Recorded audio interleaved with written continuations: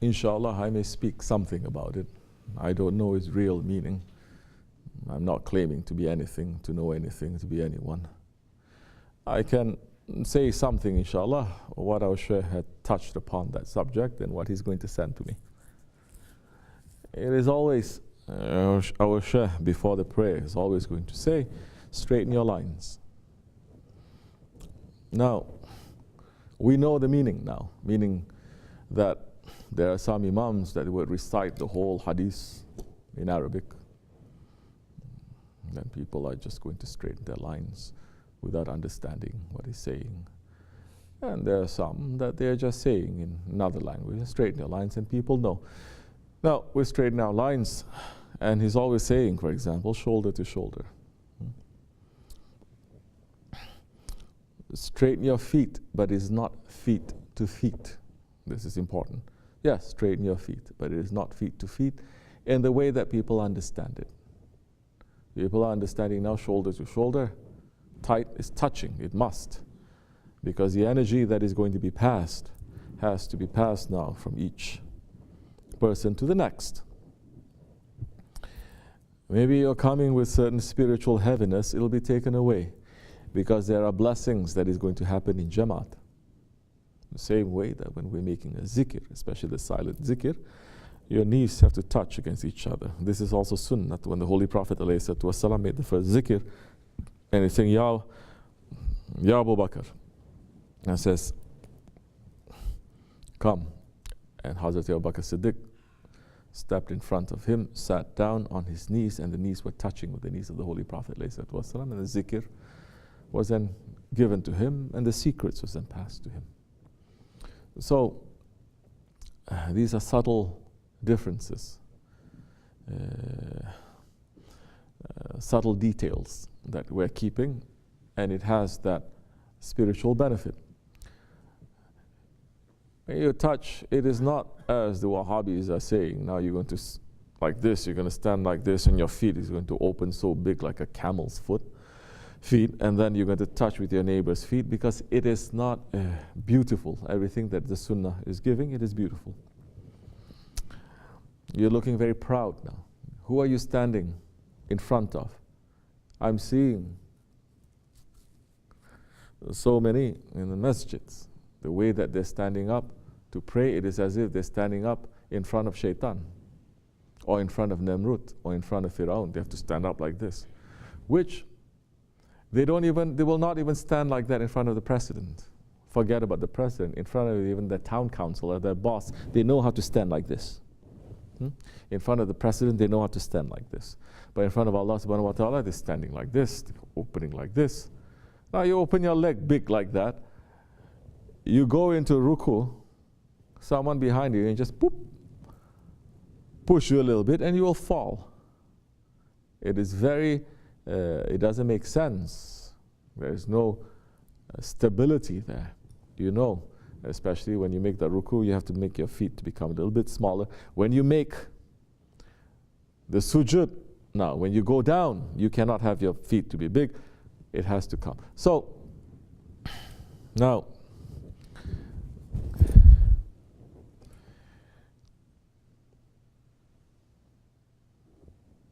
there are certain adab in the prayer that we're watching here and there.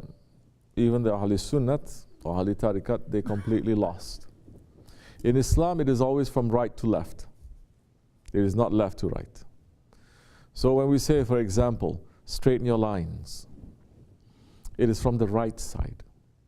It is not from the left side. Everyone is going to follow from the right side. When you come in, you're going to fill up the right part and then you go to the left.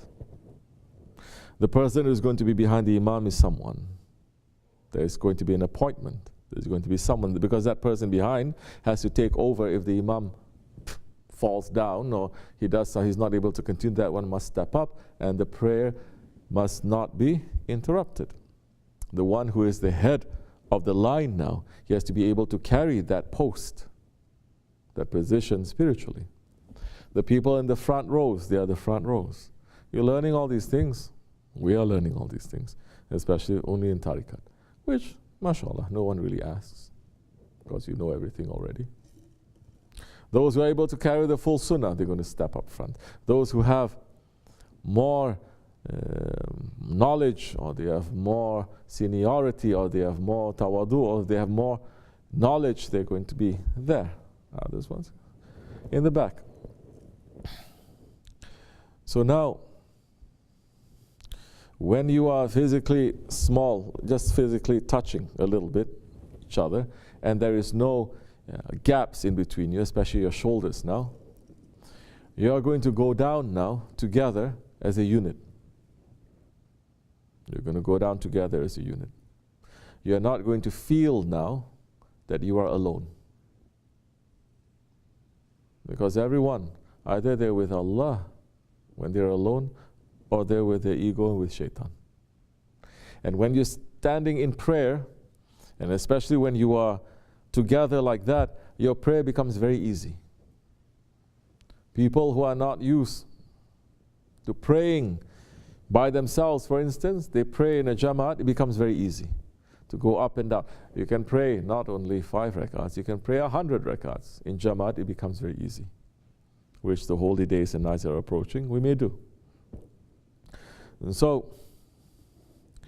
inshallah, we keep this adab of the prayer. That time, you are dissolving your individuality. You're becoming part of the Jamaat, and you're following the Imam. Don't say the Imam is individual now, because the Imam is following an Imam that is in front of him. So that way, inshallah Rahman, although we are praying here in this world, our intention is we're not in this world when we're in that prayer. We are somewhere else. Then that time, when you are together with your brothers, especially, this is concerning a lot more to the brothers, certain things are given to the women, not to make it too difficult for them. Then that time, especially, you'll gain the blessings and the benefit of the Jamaat. This much is enough, inshallah. Fatiha.